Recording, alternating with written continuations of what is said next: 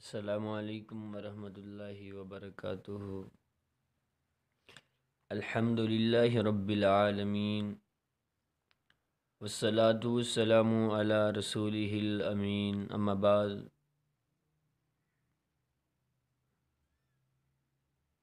قال النبی صلی اللہ علیہ وسلم: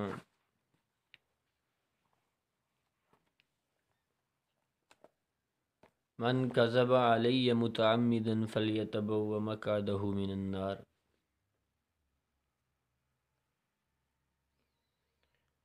معزز سامعین و سامعات،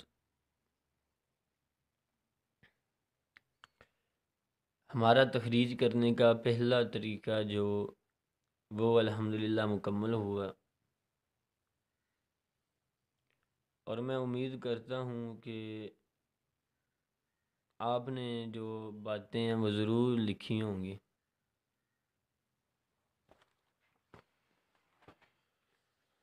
تو آج ہم تخریج کرنے کا دوسرا طریقہ پڑھیں گے، کیونکہ ہم نے یہ بات کہی تھی کہ سب سے پہلے مبادیات اصول التخریج پر بحث ہوگی، اس کے بعد تخریج کرنے کے متعدد طریقے بتائے جائیں گے، جن میں سے پہلا طریقہ تھا حدیث کو روایت کرنے والے صحابی کے نام سے تخریج کرنا، اور اس میں استعمال ہونے والی کتب، اور پھر ان کتب میں سے بعض کا تعارف تھا۔ تو آج ہم دوسرے طریقے کی طرف آتے ہیں۔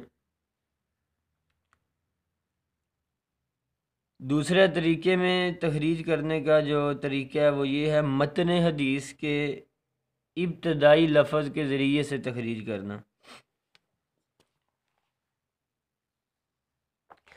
یعنی متن حدیث کا شروع والا جو لفظ ہے اس کے ذریعے سے تخریج کرنا۔ اس صورت میں اس حدیث کی تخریج اس دوسرے طریقے کے ذریعے ہوگی، اور اگر پہلے لفظ کے بارے میں یقینی علم نہ ہو تو اس طریقے سے حدیث کی تخریج صرف وقت کا ضیاع ہی ہوگی۔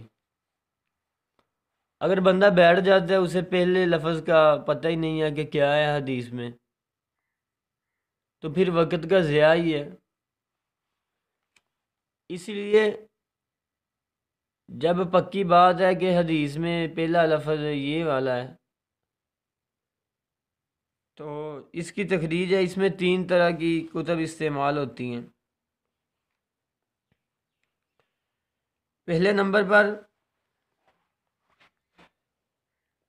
وہ کتب جو لوگوں کی زبانوں پر مشہور روایات پر لکھی گئی ہیں۔ دوسری قسم وہ کتب جن کو حروف تہجی کے اعتبار سے ترتیب دیا گیا ہو، اور تیسری قسم وہ کتب جن کو علماء نے بطور مفاتیح اور فہارس تصنیف کیا ہو۔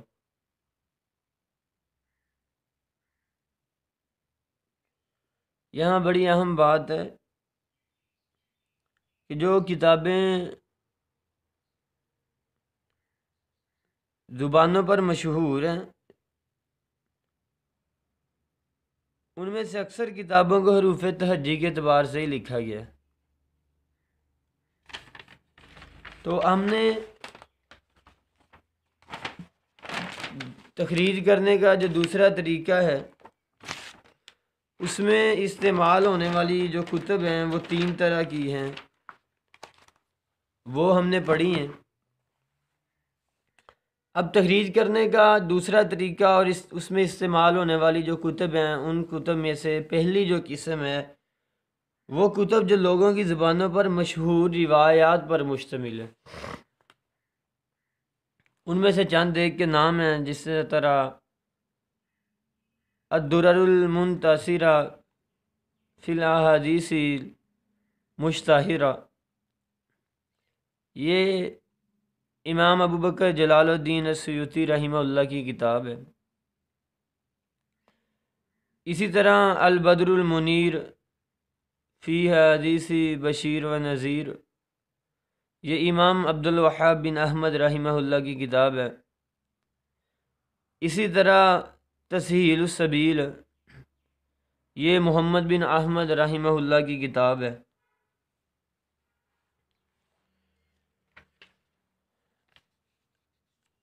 اب دوسری قسم جس سے ہم تخریج کرتے ہیں، اس میں استعمال ہونے والی جو 3 قسم کی کتابیں ہیں، ان میں سے پہلی وہ کتابیں ہیں جو زبانوں پر مشہور روایات پر لکھی جانے والی کتب، وہ ہم نے بتائی۔ اب دوسری قسم کتب کی وہ ہے، وہ کتب جن میں احادیث کو حروف تہجی کے اعتبار سے جمع کیا گیا ہو۔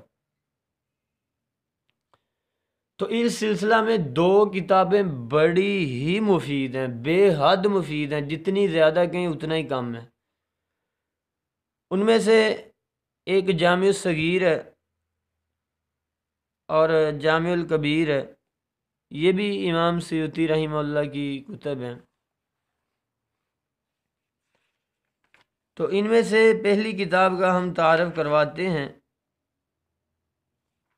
کیونکہ یہ کتابیں دونوں ہی بڑی مفید ہیں۔ پہلے ہم جامع الکبیر کا تعارف کرواتے ہیں۔ الجامع الکبیر اس کا نام ہے۔